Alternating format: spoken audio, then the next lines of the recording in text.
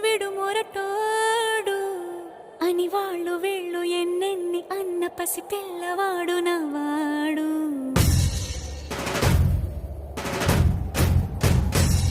విడుముండోడు అని ఊరు వాడ అనుకున్న గాని మహారాజు నాకు నవ్వాడు.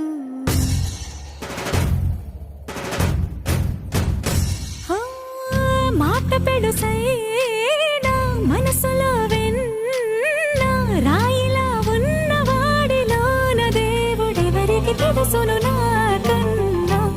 సూసేకి అగ్గిరవ్వ మాదిరే ఉంటా.